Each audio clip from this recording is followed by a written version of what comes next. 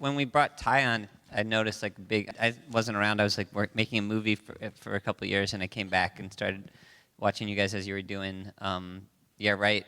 And like it was the first time there's like you guys had generators, lights, sawzall. You'd saw bumps off or knobs off, and the Bondo cracks, and it was like a whole other level of skate videos. It was like in like 2 years, it seemed like it changed just radically, and you'd always have two cameras. Yeah, I think what we've kind of done now is just simplified everything, where you can throw that stuff in a car and do it instead of having like these big crews. You know, where back in like the '80s, in order to accomplish like what we do now, they had to have all these people to make it happen. Where we can just throw it in the car and do it ourselves.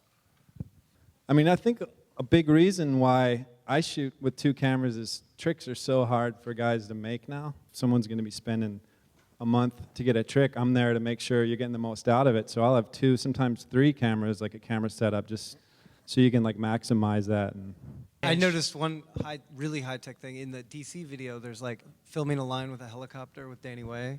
Yeah. That was before the recession, I think. Yeah. I mean, I think a helicopter only really works for something like that. You can't really fly a helicopter around downtown LA that easy. I have a question for Mark. So these videos, like Fully Flared and Minefield, went in a really like high-tech direction, and then Nar was filmed on a VHS camera, and Naughty was filmed on a little point-and-shoot digital cameras. Was that something you guys did on purpose as a reaction against those videos, or no? I had my friend Sam Selganic, who I was friends with, and Sam he's so fun to work with, and we just wanted to do I don't know, there's something about the weight and like just like the VHS, we wanted to go retro, and then we went retro, and then after going retro, then we wanted to go high tech with just like the point and shoot quickies, and then that's just the reason why. Like, what do you think is Anti-Hero? This aesthetic is just whoever's with you skateboarding is the one that's filming you. There's not really any filmers. I was the only filmer that was brought around to film the video, and we just wanted to show what we did every day, just normal everyday skateboarding, and whatever happened that day would be what we would show in the video. And John says it in Epically Later, the camera was a hindrance to us. We were like, who's carrying the fucking camera? Who left the camera at the fucking park? You know, no, I mean, we didn't. Everything was ramshackle. We didn't have any idea what we were doing. Like John says, I'm gonna grind that shit. We're like, well, battery's dead. Fuck, no light. John would grind it. We wouldn't even capture it. Half the shit that made the video was just rare, raw stuff. I mean, but the stuff that we did see, a lot of times didn't make it. You know. Yeah, I filmed that fly in the camera, and I got that shot. That's in. It's in Port Moresby, fucking Australia, at the farthest place. We slept there at the bowl. We woke up, and John's like, I'm in this shit. Watch this. And I was like, dude, you're going to hang. And he's like, I got it. That's skating. That's true. That's what we thought skating was. We slept in the bushes, man. We didn't fucking give a fuck about.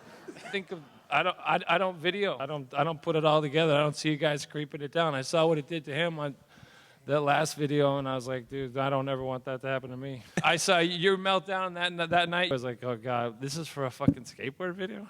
I mean, it's not like you're in the circus or you're flying to the fucking moon, but that was the last real video that I was like, wow, shocker. Hey, let's take some questions from the audience, and then we'll... What the fuck are you talking about? We'll go home. I got a question about the skate video where the guy does the grind down the 4-step and it blows up. Like, what was the story behind that? That was a video. That was the last video Ty did with me and Rick Howard. Ty was so stressed out. Ty and Mike Carroll were so stressed out, like that we were gonna kill the skaters. Yeah, I was so bummed when it happened. I was like, oh my God, this dude ghost. He's done. We just blew his face off. Like, and I'm like dead silent. Like, oh my God. And I look over and Spike's like psyched. Kind of like hiding behind someone. I was like, I thought we got the shot. This is probably for Spike, and I'm sure Jake's got something to say about it. But when I was growing up skating, there was no level above pro. Like there was no, for me, I wanted to be Rowley or Greco or like that level. Whereas guys like Spike and Jason Lee and dare I say Sheckler have put this new level on being a pro skater. Do you think that this is going to decapitate a lot of that top talent from skateboarding? Did you say Sheckler?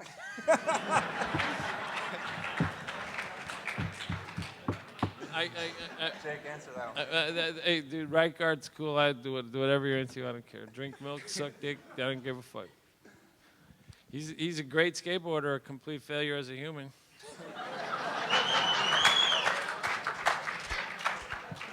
I But, think you know, I come on, think he's got a real everybody's serious smart. question that he's asking. I mean, he just wants to know, like, if, you know, is there a place for someone that has ambition to be a Spike Jones, and is there a place, you know, for someone like that wants to be like Sheckler, like, you know, right? Is that what you said? When back in your day, there wasn't people like Spike Jones and there wasn't people like Sheckler. Is that what you said? Wait, that's not true. There's Charlie That's what he Chaplin. said. He's saying he's coming from a time. Okay, ask your question again. Simplifying it, do you think that the success that you've had, Spike, is almost detrimental for skateboarding in that now people want to be you rather than skateboard filmmakers? Oh, I like that. That's good, brother. I don't know. I mean, when I'm on a trip with those guys, I mean, they're psyched to see Eric Costin or Malto or whoever it is. Like, I think it's still the skaters who are the stars.